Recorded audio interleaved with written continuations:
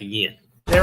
From every strand on the line of your reel, to the rods, to the anglers, to the lures on the end of your hook, let's talk about those big bass here on Co-Angler's Corner with your hosts, Rob Welch and John Stoudinger.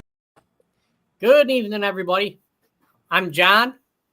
Hi, y'all are. Cajun Rob here. Hey, we're glad to have John back. It's like having Batman back. I was Robin without Batman, so I'm glad to have John back for sure. Oh, I don't know about that. You're doing well. We have a very esteemed angler for our guest tonight. Many of you know her as a kayak fisherman. However, she's been going into the boat scene. She fished the LBAA a little bit this year, a couple of the opens.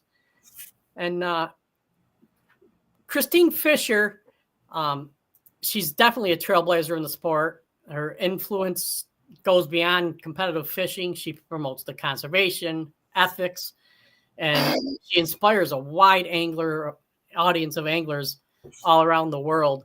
So Kristine Fischer is our guest this evening.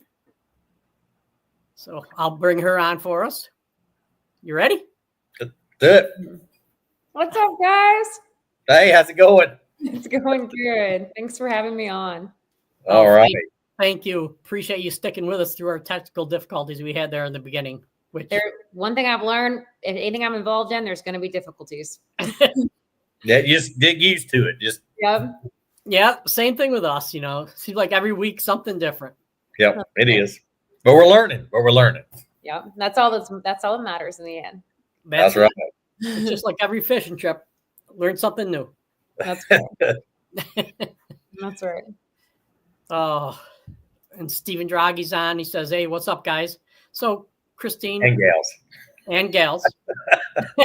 I'm from the Midwest. We call it when I'm talking to a group of mixed company, it's "What's up, guys?" I'm talking, So I say that too. So I'm not politically correct on any of that stuff. Yeah. Good deal. Okay. So if you don't mind going over, just giving us how you got started into fishing and then into tournaments as well. Yeah. Well, I mean, it's probably a very similar story to a lot of people. I was really fortunate to be brought up into a very outdoors oriented family. We didn't do a lot of bass fishing, though. That's one thing that's probably unique about my upbringing is we were more of the, your typical Midwestern walleye. We fish family walleye tournaments, perch, pike, muskies, all of that stuff. That's kind of what we were all about, putting food on the table, that kind of thing.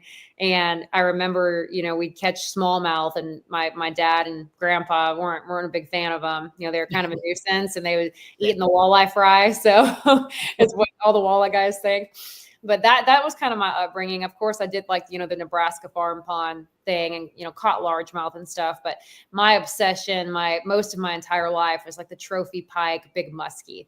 That was always kind of my thing. So if you would have asked me back then if I would have been chasing bass all over the country, I probably would have laughed you out of the room. But that's what I do now, it's kind of a neat full circle deal. And how I got into that, I've always been kind of your textbook tomboy. So I've always done the outdoors thing, always done the fishing thing, the creeking thing, the noodling thing, whatever, what have you, small town Nebraska girl. And I was working at a bow shop, tuning a customer's bow, and somebody brought in a flyer. And I was probably 22, 23 when this happened, maybe 24. I don't know. It was my early 20s. And somebody brought a flyer in for a local kayak bass fishing tournament. And I had kayak fished before, but that was me going to some clients' lake houses and borrowing their sit inside kayak and, fishing around, just messing around. Had no idea the extent of what competitive kayak fishing was. But that night I went on Craigslist and bought a used fishing kayak, entered the tournament, and the rest was history. I fell in love with it. It was very challenging. I really liked it. I ended up getting third out of like 40 people at our local Nebraska, one of our local lakes. And I mean, I'm a very competitive person. I kind of always have been. Was way more competitive back then.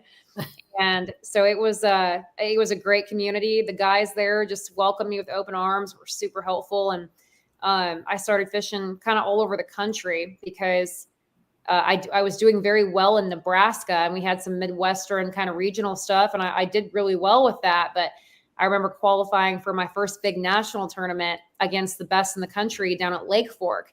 And for those of y'all that fish Nebraska, Iowa, it's a kind of a meat and potatoes fishing. I was a one-trick pony with a jig and pig, black and blue jig and pig going down rock jetties. That's all I had. We didn't have a lot of diversity in the lakes that I fished. They were all, small 500-acre less lakes in Nebraska. So going down to Lake Fork was an entirely different deal for me. And I skunked both days. Oh, yeah. It was I was going to sell everything I owned. I didn't think I was cut out for it. It was one of those brutal 12-hour drives home where I just had tears in my eyes and I was so humbled, but goodness, I needed that humble pie.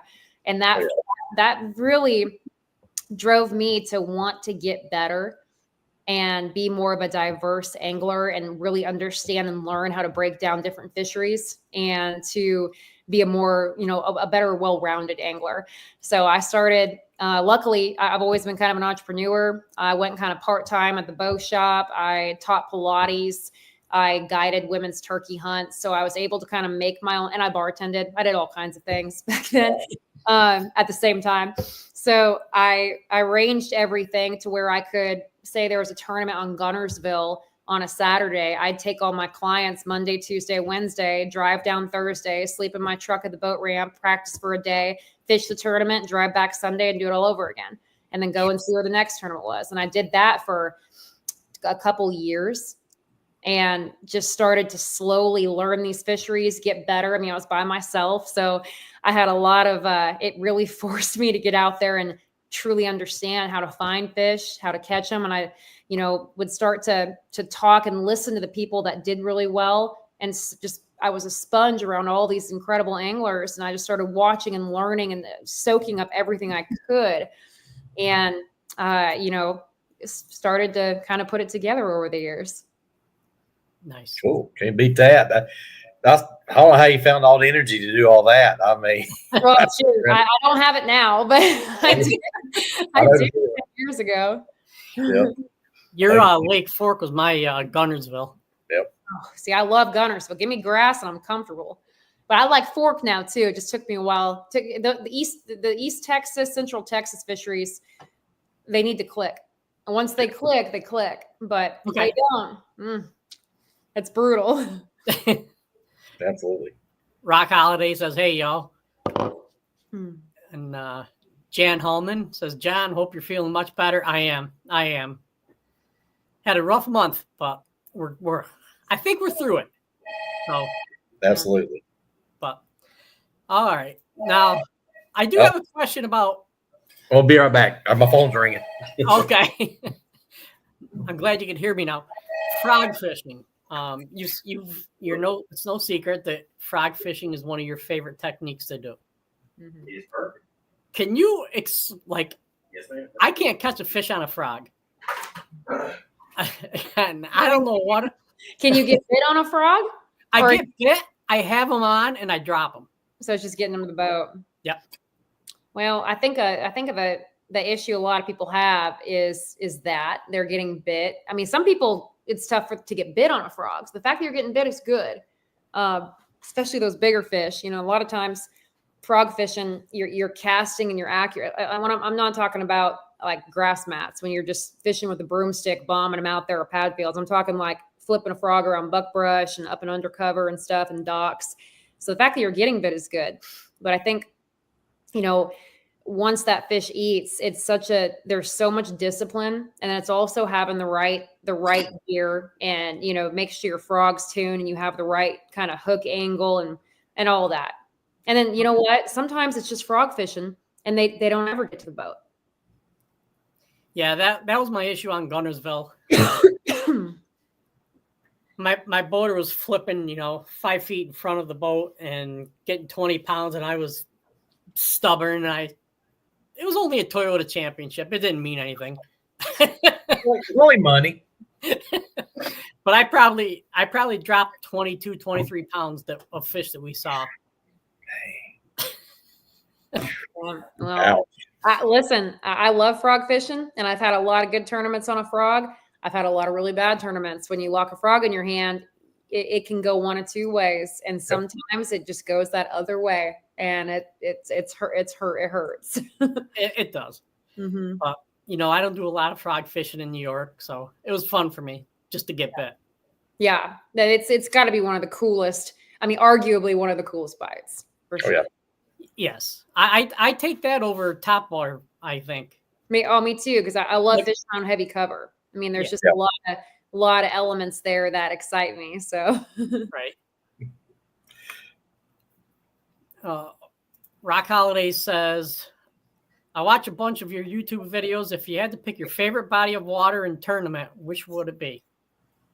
Oh gosh, that's okay. That's so hard because I've actually won a tournament on every single impoundment on the Tennessee River. A lot of people kind of call me the Tennessee River Queen because I feel very comfortable. Kentucky Lake, Gunnersville, Chickamauga, Pickwick, all of those. I feel very comfortable on those. But honestly, probably my favorite. I'm gonna be selfish and I'm gonna pick two. I really like Cayuga. I do really, really well up in Cayuga, really well. And the Susquehanna River, we have a giant kayak tournament on that every year, and I've always cut a check. I love moving water. I read water really well, and those smallmouth up there, doesn't matter if it's July or October, I'm either taking a giant wake bait or a big swim bait, and that's all I'll throw for the whole tournament, and I just love it. So those are probably my two favorite tournament fisheries, but you get me around grass, get me down south, anywhere I can lock a frog or a buzzbait in my hand. I mean, I love Gunnersville. It's got to be one of the best lakes in the country, but I also like Caddo. I gave you about 5 answers there. And they're all good. Yeah. Caddo, Cayuga, and Susky. Those are my top 3. It's funny. I live 15 minutes from Cayuga, and I prefer Oneida. Really? Well, I've not fished Oneida, so maybe I need to. It's just like Pam. Hey Pam, your favorite? Oh, Pam, your favorite lady ever. Pam, we won't tell your sister-in-law that. That's no, funny. I love Cayuga. It's a great fishery, and one of the things selfishly, I'm gonna say. Unfortunately, it's become a smallmouth paradise because now everybody's coming there. It's. I caught my PB during our tournament this year. I caught a 6.9 on Cayuga. A guy caught a 6.9 a couple weeks ago. Really? Yeah. That's a beast. I was, and during a tournament too. So for me, that was I couldn't enjoy it because I was so. I was sitting in second place in that tournament and I wanted to keep moving. I had a couple more beds to check. Hold on a sec. I got to turn my phone off. And I caught that 6.9 and I was like, I wanted to sit there and just take a minute, get a good picture. I was freaking out, but I was like, I only got an hour and a half left. I got to keep going. I got to cull one more fish. So yeah. Oh. Yeah, it's tough. I mean, especially like I'm friends with Bailey. He's a kayak. Yes. Bailey, yeah. I love Bailey. And one of the things he says is it's or talking to him is when you catch a big fish like that, the length isn't always there. Yeah. In New York, it could be a 20-inch fish and be 6.5 pounds. That's football. Yeah. Yes, New York. I've never been to a fishery like Cayuga where you're seeing these fish and it's like they're almost bigger, round, and taller than they are long. I mean, it's just those northern strain are so special, especially in that region. It's fun. I love it. Yeah. I mean, I understand the St. Lawrence River where there's a current all the time and they have they get their muscles that way from fish swimming in the current. But Cayuga, there's not that big of a current. Mm-mm. So, nope, they're just fat and happy. Yes. All right. So, is this year you've ventured to the front of a boat as opposed to a kayak? Yeah. there were some issues there, difficulties, learning and stuff like that. Still are. Yeah. Yeah. And there will be for a couple of years. But what is the biggest difference in your fishing style that way? Honestly, I can't even answer that because I'm still at the point right now where I can't even focus on my fishing as much because there's so much stuff that I'm so uncomfortable with on the boat that I can't even.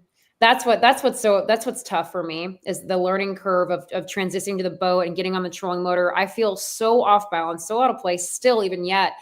And a lot of things aren't second nature to me. So, if you guys watch that video, the LBA I fished was my first boat tournament. I was not focused on my fishing, like hardly at all. And I had that was such a great tournament for me, such a good experience. Everybody was so wonderful. But my live wells quit working several times. I didn't know how to get that going. I fell off my boat. I bumped docks. I couldn't, the time management, my motor heated up because it was in the grass too much. I was trying to figure out what's going on with that. Just trying to, as far as like fishing style, I think that's going to be easy for me to kind of have that transition. Okay. It's not going to be much different. The water I fish is going to be very similar. The only thing I did notice that when trying to use forward facing sonar, it's actually for me, I'm way more effective in my kayak than I am in the boat. And that was a big surprise. I thought I have way more control in my boat and it'd be a little easier to use forward facing sonar, but on my kayak, my transducer is independent from how I position my boat. So I can position my boat and then pan independently. Well, on the boat, it's on the trolling motor. So it's like I feel like I want to spot lock and then pan, and I can't do that. So that's been a really big adjustment for me for doing the offshore, kind of chasing down some of those fish. But as far as like fishing style, one thing, I went out and fished docks the other day on Chick. I can skip better on a boat, which is kind of crazy. The angles are a little bit different, but actually like skipping docks and pitching and all that stuff, it's a little easier, I think, on the boat, which is kind of nice.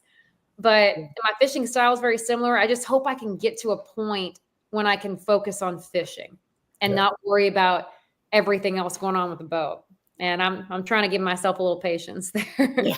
A couple of comments that popped up was one was Guy Cromp said Shelby says hello. She saw you up at Waddington at the Bassmaster. Yes, I remember Shelby. Yeah, that was such a great event. Jeremy May says his issue with the boats is the big waves. He got to see some of the 6 and 7 footers on Oneida Lake. And he had a second comment. It's even better.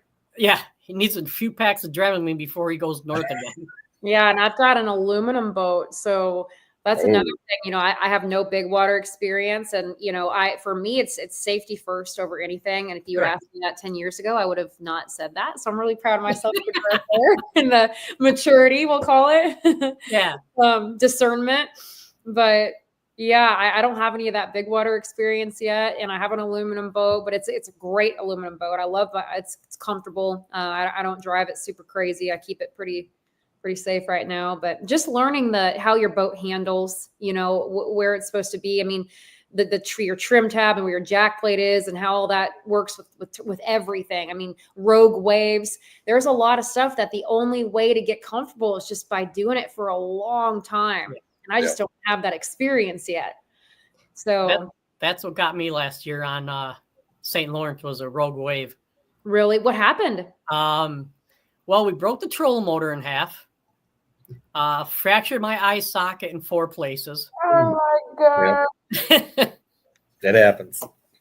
And it wasn't fun. No, that's what I know that's going to happen to me. I just know it. Happens to everybody. It's going to happen. Yeah. And I joked with my boater. I fished as a co for Okeechobee Open. I had one of the best boaters. Gosh, he was great. I told him, I said, Ronnie, when I fish the opens next year, I'm gonna have the boat that has pool noodles lined up on the side. Not because I'm worried about my boat, because I'm scared I'm gonna scratch somebody's boat by just bumping into them. So I'm gonna put a bunch of pool noodles on my boat.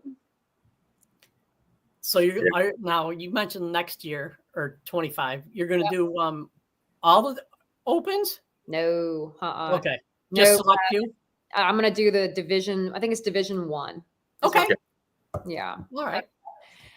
the lakes don't fish. I'd much rather do Division II for the fishing, like Rayburn, Kentucky Lake, Mille Lacs, or not Mille Lacs, I'm sorry, Leech Lake, and what's the other one? Oh, some Arkansas Lake. That's not, I don't like that one. But the other three, way more comfortable fishing those. But I think just the timing and how the Division I is spread out, it's Right. gonna be a little better for me. But I'm also going to fish. I think I'm going to try to fish at least three of the LBAs too. The first week. Nice. I'm going to try to do Seminole and Harris and Caddo. So I think I'm going to try to fish 4. Okay. It's Excellent. great. Yeah, that's because I really had a great time at that one. So Rock Holiday says Clearwater giant spots on Lake Lanier. oh my God, Lanier. My PB spot came from Lanier. It was like 5'9", I think. Ooh. Yeah, Nice. on a magic swimmer too. Seville, it was crazy. Oh, nice. Yes, I do like to swim in the grass at Gunnersville. I've never fallen out of my kayak in 9 years fishing in my kayak. Up and down that dang thing like a jungle cat. But the first time on my big wide open bass boat deck, I fall into the. It was such a mess, you guys. It happens. It Yeah. happens. Hey, as long as you made it back in the boat. Yes, I did And- with the help of my co-angler. Yep. Headwaters Jim Fallon says, "Hey girl, glad to see you doing good." Thanks, Jim. Good to see you. That's a big old bass and big old Florida bass in your profile picture. Yes. Oh yeah. Yeah, that's something you don't see in New York. Mm. That if it was a smallmouth, that'd be different. Yeah, you guys do have some giant smallmouth. Ed Cohen's says it's the goby that makes them fat. Yes. That is Does true. that. Yeah, it was Rob, you have any questions? Yeah, I don't feel bad. Like John, I had an incident year before last at the BFL regional, and I had an inflatable on, and it just misting, and I've been through thunderstorms with it. It pops on me, so I'm like, my head straight up. Boater says, "You okay?" I said, "Yeah, man, go." And just like John, I had a rogue wave hit. He never saw it, and I hit my ribs on the gunnel, and I was sore both days, and it was like somebody like Mike Tyson pushed me in the ribs. 80s Mike Tyson. So yeah. And that recent Mike Tyson that we watched a couple nights ago. I still want to get hit by him. I don't care how old he is. Oh, I know. He's still classic. We remember him from the 80s when he had his heyday. So, it happens to everybody. So, I don't think I'd take Jake Paul's money to get hit by him. 'Cause I know what that rogue wave did to me, and oh yeah, I'm sure that's not as good as Tyson. Headwaters Jim says she's going to be a badass on a boat. Watch her for 2 years ever since she fished Headwaters Lake back in the day. I see. I need y'all to have low expectations for me because I sure got them for myself. I'm not trying to go out and I'm done with the whole. I got to prove anything. I'm just going out to hopefully show other women that it's okay to make a lot of mistakes, and it's so good to just get way out of your comfort zone because this is way out of my comfort zone. I don't have to be doing this. I like where I'm at, but I think there's a lot of really neat inspiration to draw from when people get out of their comfort zone and go against the odds. And even if they get their teeth kicked in over and over, they just get back up with a smile and be kind to everybody and spread as much positivity as you can. And I hope that'll inspire some young women to get out and fish some of the opens too. Yeah, it's working because I was telling John, I see a lot more and more high school ladies, college out in the BFLs and Toyotas. So I'm seeing it's growing. Yeah, that's the whole goal because I think everybody, I just want to see, a gal win the classic one day or make the elites. Like, I just hope it happens in my lifetime because I will be ugly crying when that happens. Just so dang excited. And I think we just need to get more doing it. And in order to get more women doing it, they have to see it being done. And Absolutely. Even if there's a lot of failure involved. So I'm not scared to go get my butt kicked. I don't care. I don't have any ego in this. I'm just going out to have a good time and learn a lot and, see what we can do. Yeah. Oh, absolutely. Kind of hard to have an ego when, unless you're like a Jacob Wheeler or a Kevin Van Dam, Yeah, it's fishing. It is. It will humble you. It will humble you in a minute. It will, and especially the I think now, especially in the Bassmaster Opens, Well, it's you can't argue it. There's never been this level of competition. I think it's stronger than the Elite Series because the 9 guys that made it last year are kicking all their butts, and the 9 guys that made it this year, y'all watch. I know some of them personally. They're going to dominate the Elites. These are so good, and all they're doing is fishing every single day, and they are so good at it.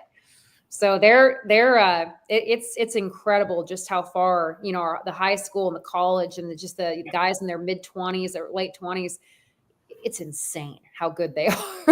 It is. I mean, they're out fishing from 15 years old. They're sometimes earlier. They're doing it competitively. Yes. So, they have.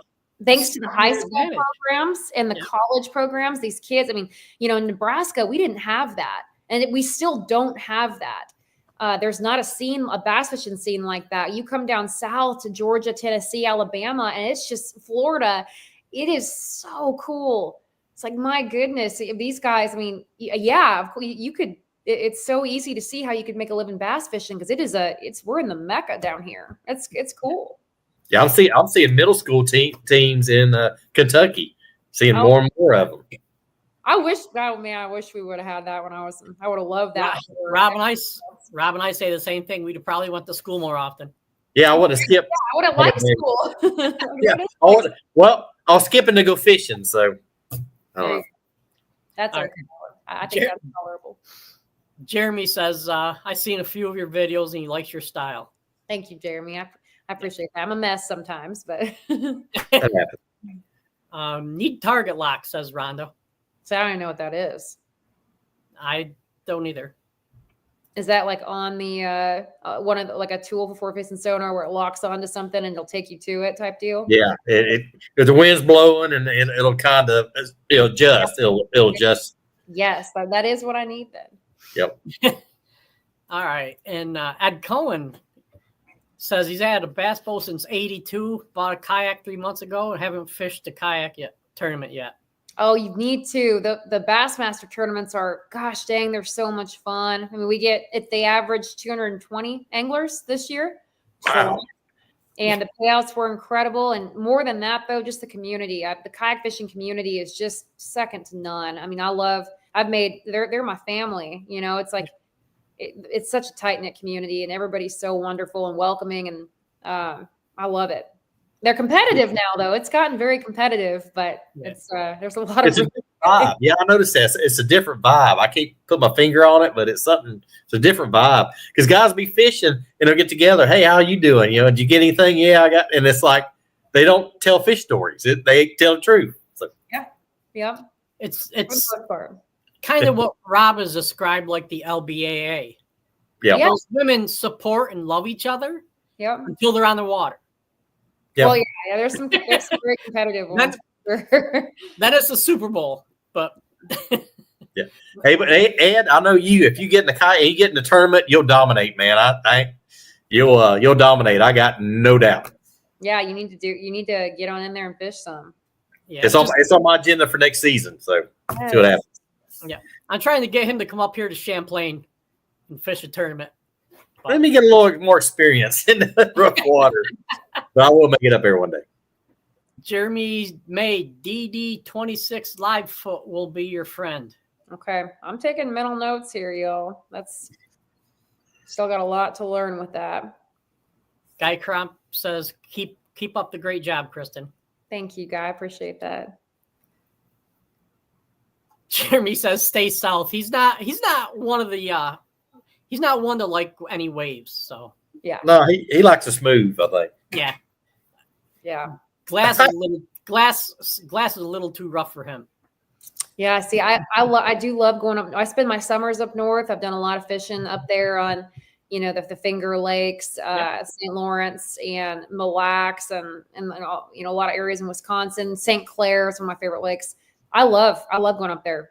Yeah, I love it. I love fishing it. That stuff makes sense to me. I feel I'm a fairly good smallmouth angler, so I'm excited for some of that next year. Nice, absolutely. Oh, John, there's your biggest fan. Chiming in. Just dropping in by quick to say hi. Got to pay attention to my meeting though. Good luck, and everything by. That's That's my wife. Yeah, I saw the last name. I was like, that's his wife. Yeah. Fisher's on says, "Hey, Kristine, great to finally meet you at Hartwell last month." Yes. Oh my gosh, those gals were great. I need to get one of their weigh bags. Actually, I got some of their gloves and they're incredible. The gloves are nice. I have those. Yeah, they're fantastic. The weigh bags there were incredible. And I didn't get to, I had to get out of there early when able to grab one, but yeah I had the Ohio River one. Yeah. The small one. Oh yeah. Carly Joe. Hey Carly. Do you have any advice on recording and editing your videos, apps or anything for editing? Excited to hear you'll be fishing more LBA tournaments with us. Yes. So my advice, I got this advice from a good friend of mine, Josh Pig Patrol. He's a full-time YouTuber in Nebraska. It's crazy how many Nebraska people are doing full-time fishing thing. There's a lot. Ben Milliken. I mean, Josh, the Andrew Flair, some of the Guggen kids. It's wild. Anyway, he told me the best thing you can do is don't overdo it and keep it simple. I remember asking him, like, do I need to get a drone and add all this high production drone footage and get Final Cut? And he said, no, I shoot stuff with my GoPro 4 and use iMovie. I'm gonna tell you what, that's all I've ever done. And I think that, just having that very relatable, if you notice, like the high production stuff doesn't really do that well anymore. Yeah. People want to see just that real raw kind of like, it's more authentic that way. Yes. So I just use iMovie. And the biggest tip that I've found when it comes to editing video that saved me so much time and headache when it came to editing is that I run my GoPro SD card on looping. And when something happens, I'll say GoPro stop recording if you hear my videos. So then when I go to upload those files, I know exactly where something happened. So I don't have to sift through, 8 hours worth of footage. I mean, I can edit a full tournament recap in less than an hour now. I've got it down to such a system. And the looping mode was big. And then always making sure when you want something saved right there, so you know that this is a clip that something happened, you just stop the GoPro and do the voice control, GoPro start recording, GoPro stop recording. And it's cut my editing time down and made it just easy to just streamline that stuff. Nice. Good tip. That was big. And then just running the GoPro. I don't mess with those batteries because they last 20 minutes. And if it's hot, they last like 5, it seems. Yeah, I just use an external battery and I try not to worry about it. Yep. Good advice. Good tips. Thank you. Yeah. Tylenol is your friend. Yes. Oh. Guy, he's something. Oh yeah. Jeremy says we go there, guys, but I'll fight Jake for 20 mil. Yeah, I'd go around. No, not this kid. I thought about doing the Ike Foundation on the Susky last fall, but I didn't think I could do 8 hours yet at Cohen. Oh, well, it goes by a lot faster than you think. Well, yeah. See, I wish I could have done that one. Like I said, I love the Susquehanna. It's such a neat fishery. That's like a vacation for me every time I go there. I couldn't make that one, but if they have another one on the Susky, I will be there, hopefully. Awesome. Nice. All right. But Kristine, I'm just, like I said, I just started kayaking probably into last summer. And I'm getting comfortable. I was like, every time I get out on it. And I said, it's funny. I can always come back with more lures than what I start. But just starting out, I got the basics, the paddle, and I got a little graph, just temperature. And is there anything else like for somebody just starting out besides, the basics? Any of your recommendations? That's the really neat thing about kayak fishing is that it's so customizable and you can have it as simple or as, gear oriented experience as you want. And, you see kayaks now, you see them with 2 power poles, with 2 graphs, with live scope and motors. And you don't have to have all that if you don't want to. Like you said, all you really need to get out there and enjoy, the creation and our fishing that we love so much is literally, I recommend if you're fishing, like I told you this, Rob, is getting a kayak that has a pedal drive system as opposed to a paddle kayak. Because I started in a paddle kayak and I quickly learned that you spend a lot of time paddling and not a lot of time fishing and casting. Wind is not your friend. So it was wind or current. Yeah. So having a kayak with a pedal drive is huge. And I think another big thing is making sure you're securing your belongings and always wearing a PFD and a comfortable, lightweight PFD. I see a lot of people posting stuff without their PFDs on, and even if it's really shallow, it's just good practice. And there's a lot of lives that are lost every year from accidents like that without wearing their PFDs, and it breaks my heart. So absolutely, good point. But yeah, but it's like I'm doing like one little piece at a time, and it's like I said, it's like you're building blocks. You're like Legos, you're stacking, and everybody. But that is pretty neat. Yeah. Yep. You can make it as techy, as complex as you want, or you can keep it as simple as you want. It's kind of neat. You can enjoy it however you want. Absolutely. It's like old custom cars back in my day, 100 years ago. Everybody's had kind of the same cars, but everybody had a different touch or different something. Yeah, and I do the same thing. Like sometimes in my tournament kayak, the one I use on big water and stuff, has 2 graphs. It's got live scope. It's got a motor. And I use that a lot. But if you know, like when I do my fun fishing on the rivers, I take a bare bones kayak, no fish finder, no motor, nothing. It weighs 40 pounds. And I take a crate with some baits in it, and that's about it. And I love it. Sometimes that's all matters. Just keep it simple. Yeah, absolutely. I'm not very familiar with kayak tournaments. Can you practice in a boat and then switch to a kayak? No. Okay, good. Do that. Yeah. No, I think way back in the day, like 8 years ago, there were a couple of them allowed you to. Dave Lefebvre, I don't say his name right ever. We had a tournament on Lake Erie, and he was out there practicing in his bass boat the day before the tournament. It was legal. But I was like, come on, dude. Like, that's a little overkill there. It's your home lake too, you know. I give him a hard time about that, but yeah, we can't. You can't do that anymore. There's I think it's like a 30-day, maybe it's a 30 or 40-day. I don't ever do it, so I don't know. But off limits. We have a no info rule. It's very similar to a lot of the bass boat stuff. Okay. Yeah, that was one of the questions. I'm like, why?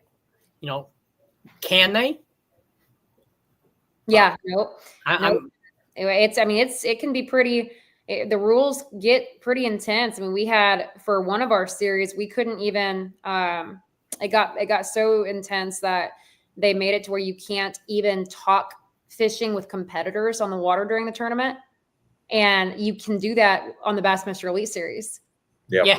I marshaled, and there'd be a guy that would, I had a guy came up to my boater and was like, "Hey, I'm struggling spinning out," and the guy gave him a bait. He said, "Go right up there to that grass line, and you can catch a limit right there." And in our kayak tournaments, we couldn't talk to anybody at all about the fishing. Wow. Not competitors. We still can't talk to non-competitors. We can't solicit info. Right. None of that. Even like during practice, we have a pretty strict no off limits, which it's fine. I have no problem with that. But it was like, man, it took some of the fun out of it, because one of my favorite things to do in kayak fishing is I loved helping people, and especially when they're struggling. And if I came across them in the water, as you can tell, like my competitive side has gone down a little bit over the years. But if I come across a guy or a gal and they're struggling, and I know they made a long trip to do this tournament. I love nothing more than to be, especially if I've got them figured out pretty good, to go give somebody a bait and tell them how to catch fish. I've had that. I've seen that, just the return, and have that person come back and just all lit up at the boat ramp saying they caught, one of their biggest fish, or they caught a couple, and it was just a really good experience, and they're hooked now. So I kind of was like, man, you guys are taking the fun out of this. I know it's competitive, but talking to competitors isn't really doing anything. The people that are going to always be consistent aren't getting info from people anyway, but let us help people that are struggling. It's just one of those deals. But yeah, it was kind of crazy. That was a rule for a while. Yeah. Wow.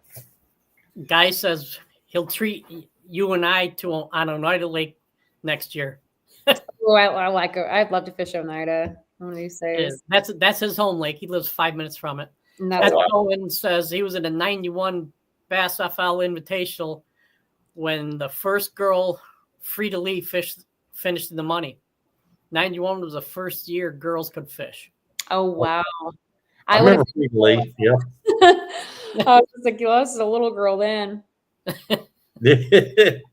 Yeah, she was good. She was around for a long time. I remember she was on I think the Sparkle Gel or something. I remember her commercials, but yeah, she was good. Yeah, there's been so many amazing women that have been pioneers in this long before, I came along or any of our time. And it's been such a neat movement and just progression over the years. And there's been a lot of amazing trailblazers. It's a cool deal. Yeah, absolutely. Angel says, what an icon. Yeah. Jay is the godfather of podcasting. I'll go ahead and call it. Yeah, I've had a couple with Jay now over the years. It's been several over the years. He was actually the reason my wife and I, him along with Harvey Horn and his wife, when they had their show, inspired my wife and I to do a show a couple years ago to get us going. Very cool. Is there a body of water that you haven't fished that you want to fish outside of all of them? It's crazy. I have fished a lot of lakes all over the place. I put 50,000 miles a year on, and I fish probably close to 250 days a year, if not more. I'm trying to think if there's one. I probably Sturgeon Bay. I've always wanted to fish Sturgeon Bay. I haven't done that yet, but I'm sure the other one. There was one more. Oh, well, not anymore. I wanted to fish Choke Canyon really bad, but the water's so low there right now that I heard the fishing was pretty terrible. But a couple years ago, I really wanted to go fish Choke Canyon down there in Texas. There's a lot of big gators there, and it's a big grass fishery. I love Texas fishing, but shoot, there's some international stuff I really want to go to. But as far as lakes, guys, I've been fortunate enough to where I've got time on a lot of them. Have you ever fished El Salto or any of the Mexican lakes down there? I've heard a lot about. I fished Cuchillo. I fished a tournament down there in Cuchillo, and that was very cool. It was a neat experience. Really neat lake. I love the street tacos. Yeah. Now you're talking Rob's music. Oh yeah. We can talk food all day, Rob.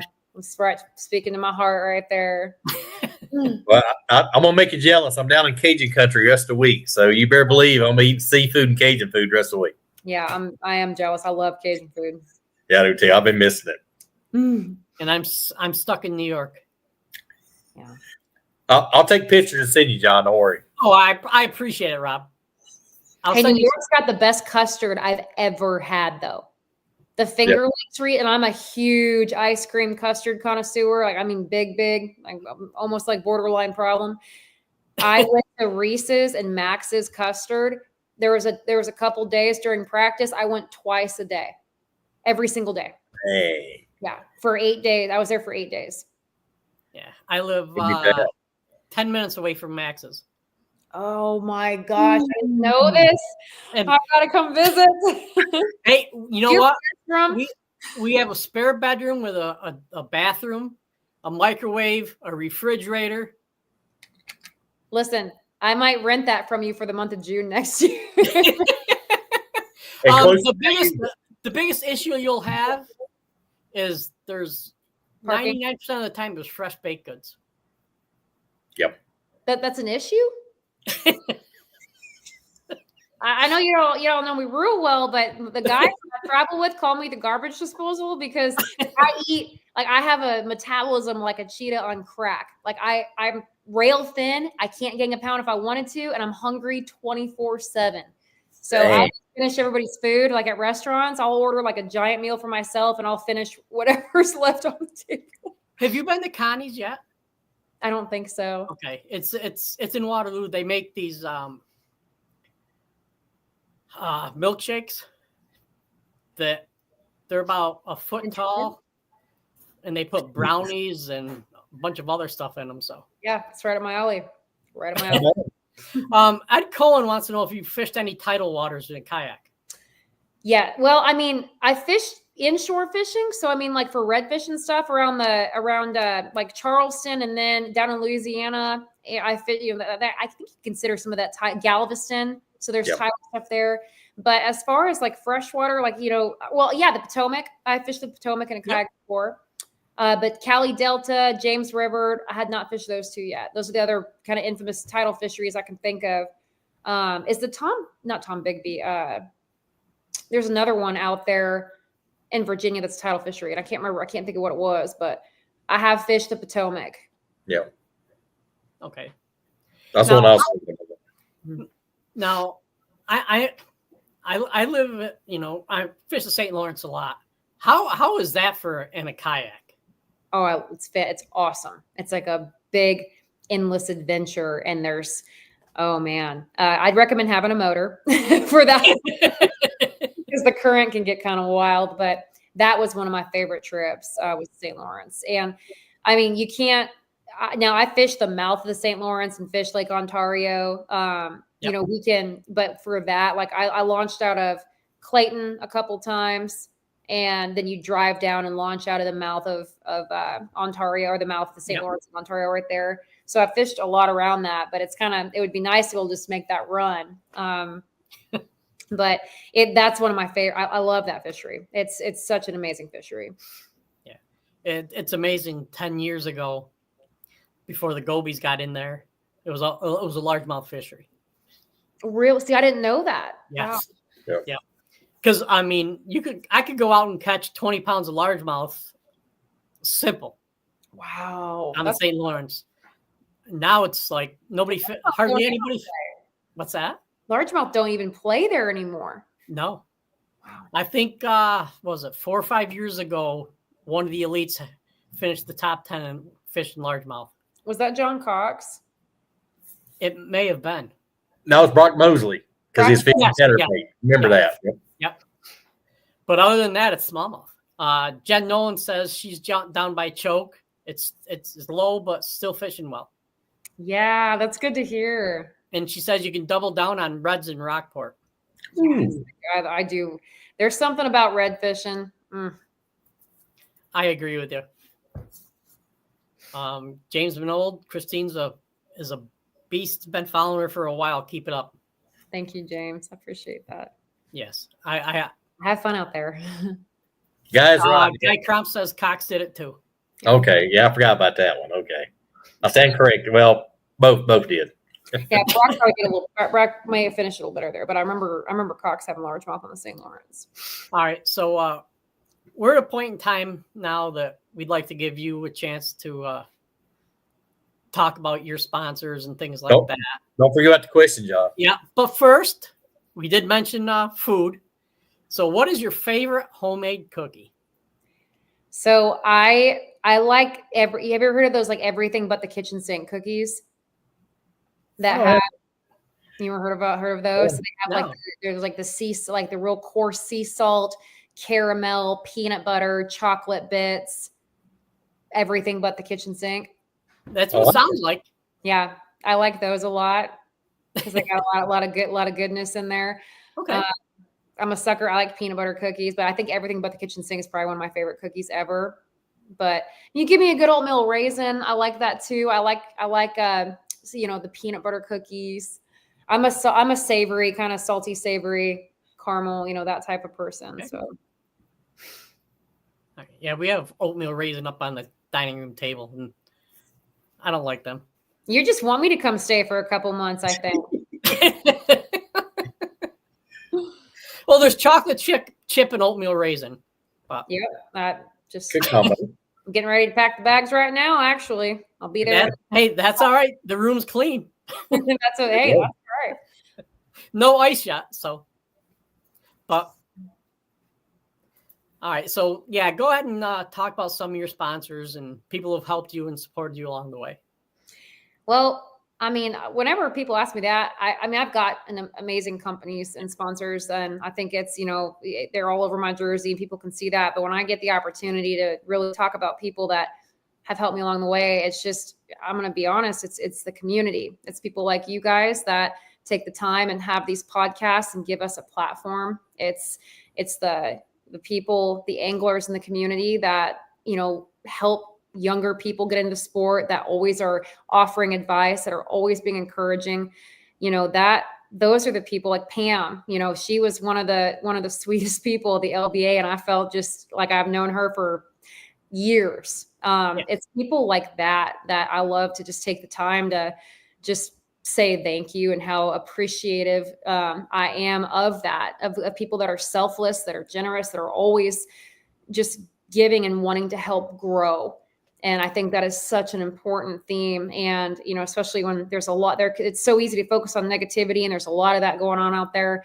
I just love to see people lifting others up and just being a light out there. And we have such an amazing community. And despite whatever differences we have, religious, political, what have you, we speak a common language, and that's fishing and the love for fishing. And I just think that it's a really beautiful thing. And I just want to thank you guys for giving people a platform and taking time out of your lives away from your families to keep a podcast going, because I know it's work. I've got a lot of friends that do it too. And it's just people like that just want to try to better the sport and give people a voice that I like to give credit to. Yeah. Well, thank you very much. Appreciate that. Yeah. Guy says it's still 55 out. Hey, that's warmer than it was here today. So. Not for long. No, that's true. Sitting here at McFarland Park waiting for daylight, James says. Ooh, there you go. Okay, hard to beat that. Now, the lake next to me is Seneca. Okay, I'm in between Cayuga and Seneca in New York. And Seneca doesn't freeze. Yeah, that's right. Is that because of the all of the? Is it not the oil? Salt. Yes, salt. High salt content. Yes. Yes. They actually have salt mines underneath the lake. Yes. Right. And if you want to get rid of somebody, that's the lake to do it. You're saying Jimmy Hoff is there? What did you say? He could be. I mean, it's over 600 feet deep. Yeah, it's crazy. I fished that Seneca too a little bit, and that's a crazy lake. You learn really quickly where there's not life. Yeah. That is true. And Dusty Yacker says, hola, hope you good. Take your vitamins. I'm on, Dusty. I'm on it. I am on. I've been resting, drinking water. I did a workout today. Health and wellness this winter in the off season. There you go. Andrew says, congrats on all the success, Kristine. Keep it up. Thank you, Andrew. I appreciate that. All right. Anything else, Rob? No, I say thanks for being on. We appreciate you, and we're going to follow you and see how your season goes. And I'm looking forward to getting a few kayak tournaments under my belt and maybe getting school, but it's all good. Hey, I'm going to get my butt kicked in boat tournaments, and I'm looking forward to it. Hey, we all need it sometimes. It keeps us hungry, and hopefully for me, it'll get me kind of motivated to get fired up again about it and get more competitive. But I hope to see you in some kayak tournaments. And I'm looking forward to the LBAs. I'm stoked about those, and it's going to be a fun year. Yeah, absolutely. Look forward to it. And congrats on a good season this season, and even better and bigger things next season. That is right. Yep. Regardless of what that leaderboard says, Dave Mercer told me you can always, no matter what the standings say, you got an ability to make an impact on people in a good way. Oh, absolutely.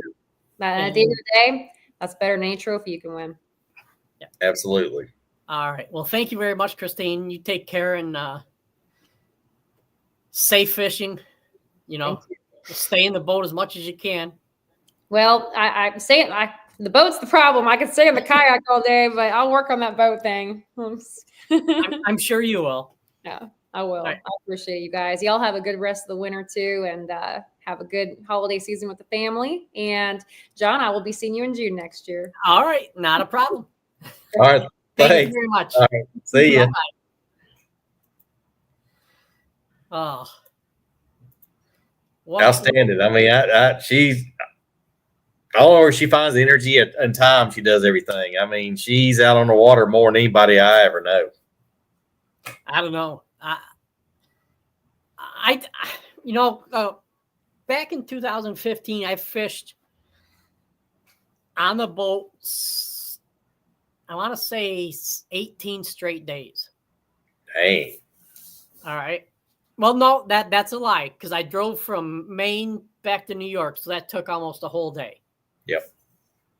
Matter of fact, well, no, I didn't miss a day, because we left the tournament in the afternoon, got back about 5 a.m, went out in the boat at 7.